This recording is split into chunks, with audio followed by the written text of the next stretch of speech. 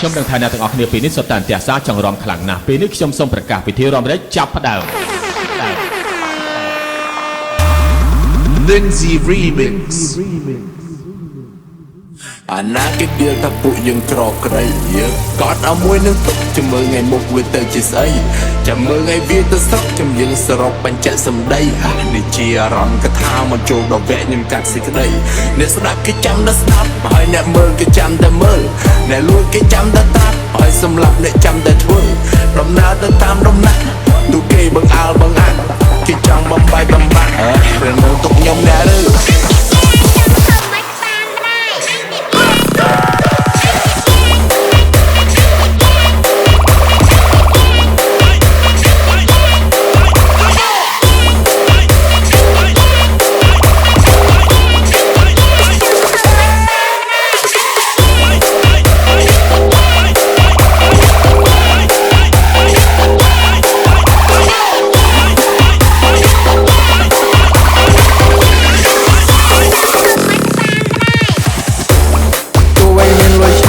ងាប់តែគេលត់គេ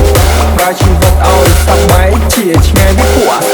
គុំមកពៀនបាត់មានហ៊ាននឹងរលាយដូចជាសាស្ត្រព្រៀងប្រើជីវិតឲ្យសាមញ្ញបើសិនជាអ្នកចង់ដល់ថោដុតអីខ្ទេចការសំណល់ដែលនៅសល់ទាំងប៉ុន្មានប្រើជុំបិចតែមិនតិចដូចខ្លួនតិចពេញខ្លួនបានវាវិនិច្ឆ័យចង់នឹងថ្លៃមើលមកខ្ញុំដូចបយម្យ៉ាង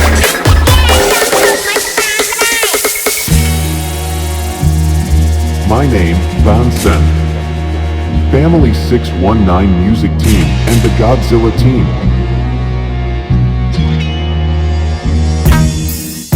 អាណាគេដៀលថាពួកយើងក្រក្រៃយើងបាត់ឲ្យមួយនឹងទុកចាំមើលថ្ងៃមុខវាទៅជាស្អីចាំមើលថ្ងៃវាទៅស្រុកចាំយើងសរុបបញ្ជាក់សម្ដីនេះជាអារម្មណ៍កថាមកចូលដល់វគ្គខ្ញុំកាត់សេចក្ដីអ្នកស្ដាប់គេចាំតែស្ដាប់ហើយអ្នកមើលគេចាំតែមើលអ្នកលួចគេចាំតែតាប់ហើយសម្រាប់អ្នកចាំតែធ្វើដំណើរទៅតាមដំណាក់ទូគេបង្អើលបង្អាក់គេចង់បំបាយបំបាក់រឿងនឹងទុកខ្ញុំដែរឬគេថាគេចេញពីស្រុកគេមកកន្លុកក្នុងរាជធានីហើយគេថាគេស្អប់ប្រហុកតែនៅទីនេះវាឆុងតែមីកំណត់វាផ្លេចកំណើតពេលវាកើតទៅជាកូលីហើយកន្លងបានមួយរយៈវាចង់ដូរទៅតាមនារីសំនៀងធៀបដូចសំណាបហើយកំណាប់ធៀបទៅនឹងដី